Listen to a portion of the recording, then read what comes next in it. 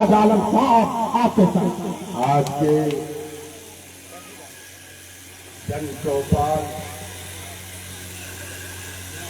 पाक सरजमीन सुखसेना हाट के जनाबे सद मामू मास्टर साहब शांत रहिए। और इस मंच पर सीमांचल की आवाज शायर बसर साहब और सम्मानित मान नाम भूल भाल हो गया तो कहेगा अल्लाह मान संचालन में बड़ी मजबूती से और हम लोग की आवाज अपने शायराना अंदाज में पहुंचा रहे बड़े अच्छे निजाम के मंजर साहब, मुखिया साहब, सम्मानित चौथे पंचायती राज के मेंबर साहब, सरपंच साहब, पंच साहब और इस समाज के जी होश लोग और सबसे लोकतंत्र के जमहूरियत के मालिकों और पाकीज़ा माँ और बहन, अभी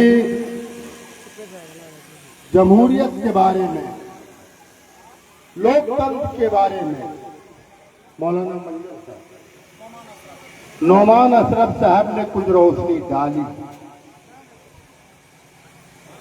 आज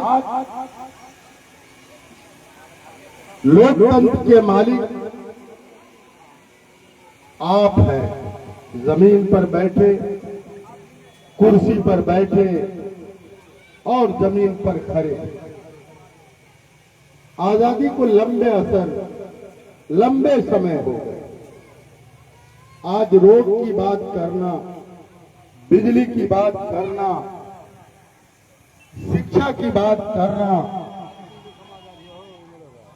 और लोकतंत्र भीमराव अंबेडकर, बाबा साहेब भीमराव अंबेडकर, हमारे पूर्वजों ने लंबे अरसे के बाद हमारा संविधान बना।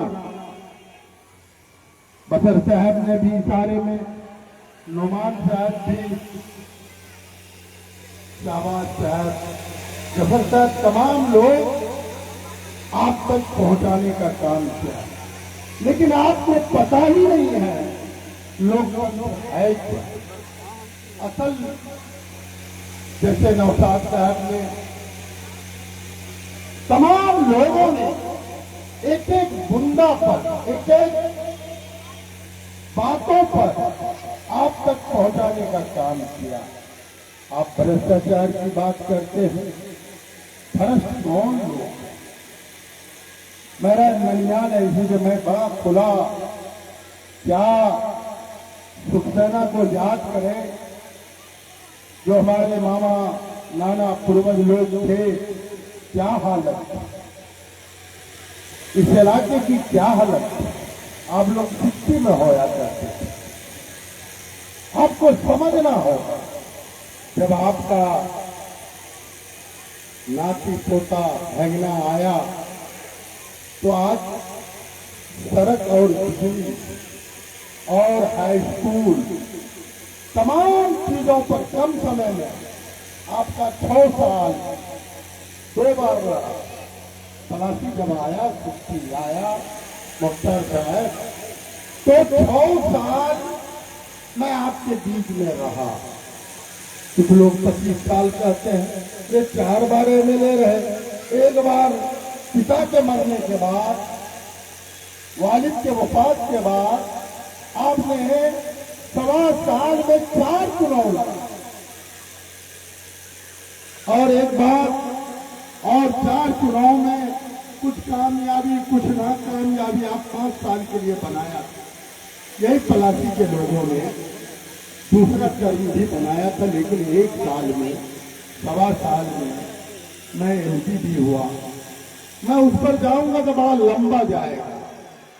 मैंने जो काम जहां छोड़ा, नुमान साहब, जो काम हमारे इस्लाम मामू, रफीक मामू सब लोग हैं, घोमा साहब हैं, सरपंच साहब, तमाम लोग हैं। आप याद करें, आपको आत्ममंथन करना क्या था। मैं तो इस बात को नहीं बोलना चाहता हूं मेरी मां बहन, जब आपकी बिरादरी को मैंने आरक्षण दिया, सड़कें बनेगी, बिजली खराब होगा, स्कूल रिपेयर होगा, मैंने सरकार से हिस्सा, आज मेरी मां बहन और भाई बेटा आज नौकरी कर रहा है 60 नंबर पर। उतना ही नहीं, आप इंदिरावास हो, वृद्धा पेंशन हो, सरकार की जितनी योजनाएं हैं आपको 60 नंबर में हिस्सा मिलता है। वो अलग बात है कि हिस्सा बीच में रुक रहा।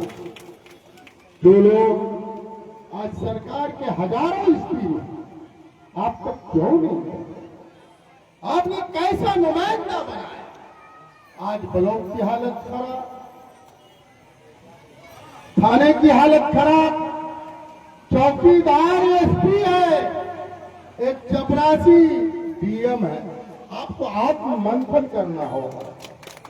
अगर फिर से आप आत्ममंथन कर लेंगे, मैं समझता हूं कि जो सरकार की योजनाएं हैं, ताकत तो आपके पास है, संविधान में ताकत आपके पास है, ना कि कोई सरकार के पास है, ना कि कोई पार्टी। आप हर साल पार्टी के नाम पर वोट डालते हैं। अरे भाई, पार्टी के कमांडेंट को चिन्हते हैं, पहचानते हैं, लेकिन सीमांचल वासियों, जिस दिन बेटा बना लोगे, तेरे पास सरकार आएगी। इतना ही नहीं, मैं आपको कहना चाहता हूं, आजादी के बाद आज तक जितनी पार्टियां बनी, जो ताकतवर नेता थे, या तो वो कब्रिस्तान चले गए या बेच गए। ये आपका नुमाइंदा का हाल है। आज उसको टिकट देगा जो नेता का पैर छुएगा। नेता अगर गलत बोलेगा, वो भी गलत बोलेगा। ये समझना होगा। मैं भाषण उर्दू, गुलाबी उर्दू मैं भी बोल सकता हूँ, मैं भी पढ़ा लिखा हूँ, कौन क्या बोलता है। आज एक बात कहना चाहता हूँ, जो लोग अपने को नुमाइंदा कहता है, उसने मनरेगा का कितना पैसा लिया था, क्या दिया? गरीबों का पैसा।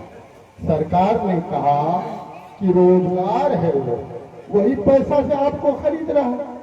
आज इंदिरावास में कितने पैसे वो लोग ले रहे हैं? तुम्हारा कोई चेहरा है कि तुमने आज तक चपरासी का दलाली किया? आज कहते हो कि मैं इतना 5 लाख लोगों का नेतृत्व करूंगा। मैं किसी का खिलाफ नहीं बोलता। आप लोग सब आप अपने हाथ रख करके बोलिए, जो काम जहां आपका बेटा छोड़ा, वो काम वही। आज इस्लाम मामू है, रफीक मामू से लड़ जाते हैं कि कब बेसी है। वो लुंगी तौल करके आते थे वो धार में, तब मैं जोगी का एमएलए थे। उस समय पैसा नहीं होता। मेरे पिता ने कहा, अरे इतना तो शर्म करो कि हमारा साला सबको लुंगी गिरा के चलने दो। तो मेटल डीप बनाया, ओवरफ्लो एक्सपेरिमेंट था कि ज्यादा बाढ़ आवेगा तो पानी, लेकिन वो पानी तो साला तालाब बना हुआ था। लेकिन उसके बाद आरसीसी दिया।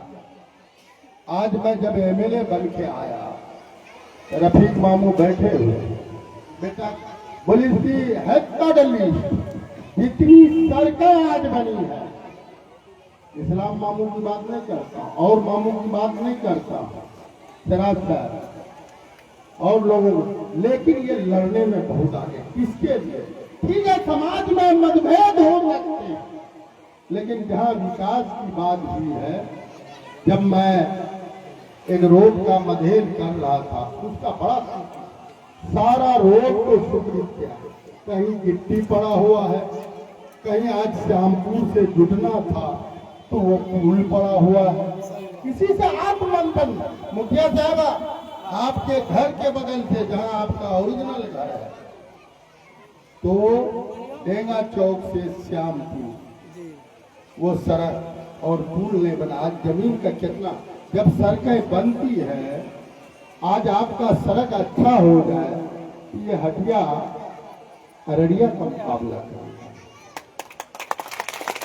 आज मैं उस पर बयान नहीं करना चाहता, लेकिन मैं सुखसेना के लोगों को, इस एरिया के लोगों को कहना चाहते हैं कि अगर आप बेटा, पार्टी से आप बड़ा है, बार बार कहता, जितनी पार्टियां हैं ताकतवर आदमी को नई टिकट देगा। क्या हुआ लोकसभा में? अगर लोकसभा का टिकट बनता, 6 साल से 6 गाड़ी को तोड़ दिया, 30 लाख लोगों की आबादी है। कहा कि ये तो बड़ा मुंह आंख में आंख डाल करके बात करता है, आंख में आंख डाल करके ये बात करता है। वाजुद्दीन भाई, आप लोग बहुत क्लियर आदमी है, मेंबर साहब लड़ जाता है हमारा, ये ट्रांसफार्मर बदलना। मैं लगातार पद पर रहा, बेपद पर रहा, और आपके दुआ और हौसले से सरकार लड़ रहा है, न कि सरकार से। आपकी दुआओं से अगर आप बनाते हैं, अभी मौलाना ने कहा मेरा सर्वे का कारण से आ गया, बोलने के लिए बहुत बात है, लेकिन मैं 2-3 बात कहूंगा। लोकतंत्र के नुमान साहब तमाम लोग मालिक हैं, मैं मालिकाना हक दिलाऊंगा।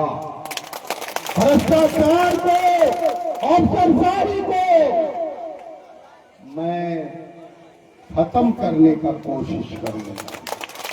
इतना ही नहीं, जो सरकारी स्कीम आते हैं, वो जैसे यही सिक्किया हाट पर कैंप लगा करके पदाधिकारी को यहाँ आके करना होगा। अभी सवाल ये था कि मोटेशन यहाँ के ये ताकत है आपको ब्लॉक नहीं जाना होगा, ब्लॉक वाले यहाँ आवेंगे, थाना वाला यहाँ आवेगा। नौकर मालिक हो गया, क्यों हुआ? आपको आत्ममंथन करना होगा। 2-4 लोग जो जी होश है हमारे समाज में, उनके फैसले से अच्छे लोग बनेंगे, उनके गलत फैसले से भ्रष्टाचार बढ़ेगा।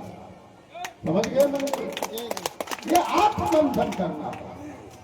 और बेटा आपके पास आवेगा, भांजा आपके पास आवेगा, नाती आपके, अगर लायक नहीं होगा नाती, भांजा तो नहीं आवेगा, उसी की दलाली करेगा। और मैं आपका मालिकाना हक में ऐलान करता हूं, सब नौजवान को कहना चाहता हूं, आप अपने मोबाइल में टेप कर लो, अगर तुम्हारी दुआ से अगर मैं बना तो पूरे बिहार को नौक दूंगा।